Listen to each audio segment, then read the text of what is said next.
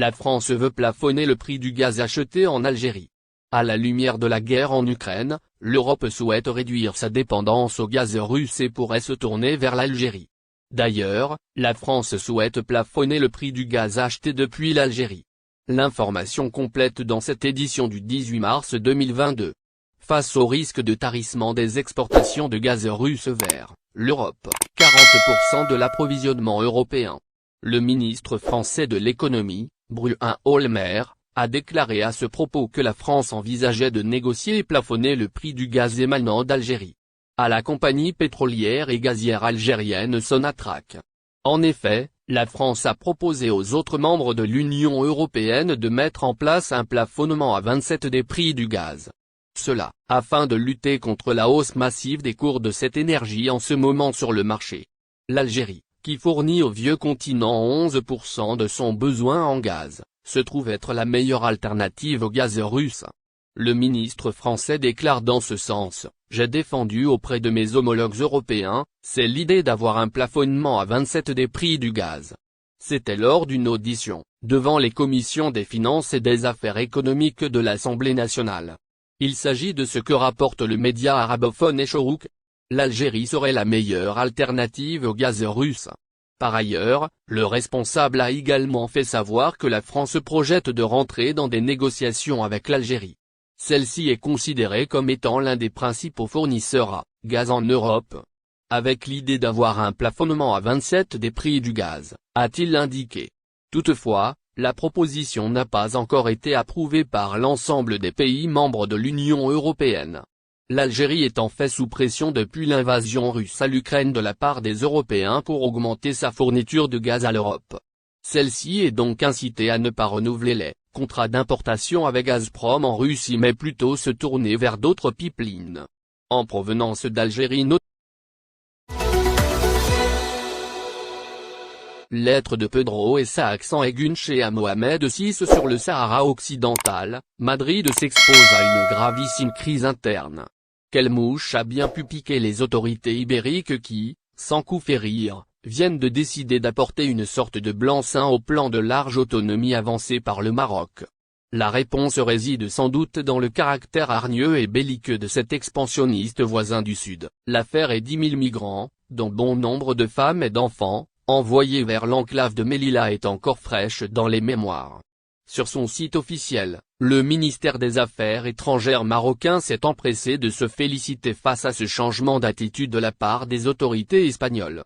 Le département de cette inénarrable Nasebourita est même allé jusqu'à laisser entendre que Madrid pourrait aller encore plus loin dans ses compromis et compromissions.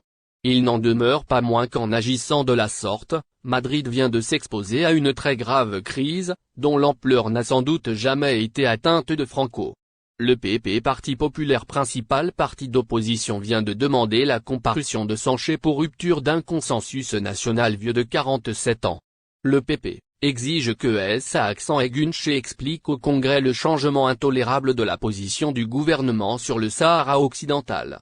Le Parti populaire a ainsi enregistré une demande de comparution urgente du président du gouvernement, Pedro Saakson Egunche, pour expliquer l'envoi d'une lettre au roi Mohamed VI dans laquelle il soutient l'autonomie du Sahara proposée par le Maroc, la considérant comme la plus sérieuse, réaliste et crédible pour résoudre le conflit, selon un communiqué du groupe parlementaire.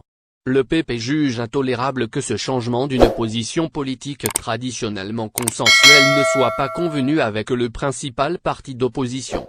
C'est la manière dont Pedro Saakson Egunche comprend la politique de l'État, indique le communiqué.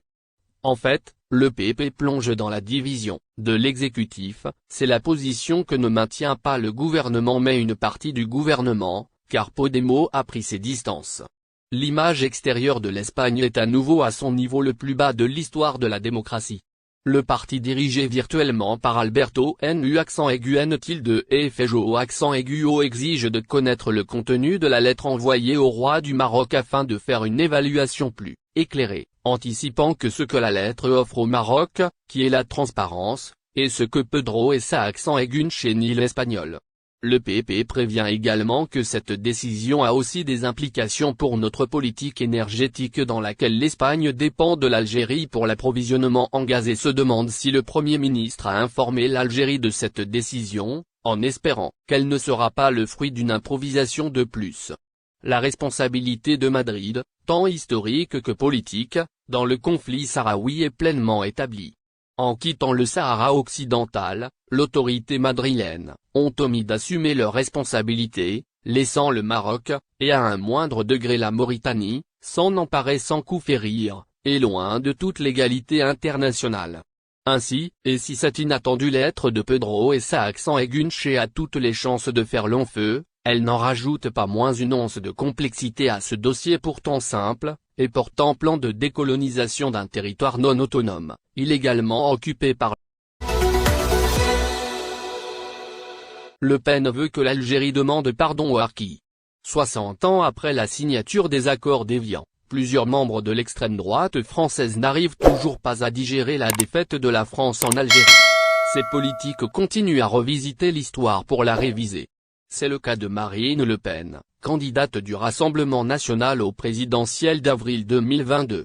Fidèle à la lignée de son mouvement depuis sa création, Le Pen pense que l'Algérie doit présenter des excuses pour les traitements des Harkis. Ainsi, Marine Le Pen a profité de la commémoration de la signature des accords d'Évian pour réitérer les positions de l'extrême droite française. La candidate RN a déclaré que la date du 19 mars n'est pas celle de la fin de la guerre d'Algérie, car il y a eu des dizaines de milliers de Harkis qui ont été sauvagement assassinés. Elle conditionne la reconnaissance de la France des crimes commis en Algérie par un acte similaire par l'ancienne colonie française. S'il s'agit de réconcilier les mémoires en se flagellant devant l'Algérie, qui ne cesse de réclamer des actes de repentance, en ce qui me concerne, ce sera non, sauf si l'Algérie demande elle-même pardon aux Harkis sur la manière dont ils se sont comportés à leur égard, a déclaré Marine Le Pen. Ces déclarations, qui ne sont nullement une surprise de la part de la candidate d'extrême droite, qui est connue pour sa nostalgie de l'Algérie française et des accointances avec les activistes anti-indépendance qui sont à l'origine de la création de l'OA, responsable d'attentats en Algérie après le cessez-le-feu du 19 mars 1962. Marine Le Pen ainsi et ceux qui sont dans la lignée de cette tendance politique française ont de tout temps souligné les bienfaits de la colonisation. Ces révisionnistes français affirment que la France a accompli une mission civilisatrice en Algérie. Marine Le Pen, qui met en avant la tragédie de Harkis abandonnés par la France, ne parle jamais des exactions commises par ces paramilitaires en Algérie. Des exactions qui restent traumatisantes pour les Algériens ayant vécu la guerre. Elles sont transmises de génération en génération pour que nul n'oublie les horreurs de la colonisation française, de ses crimes et de ceux de ses supplétifs.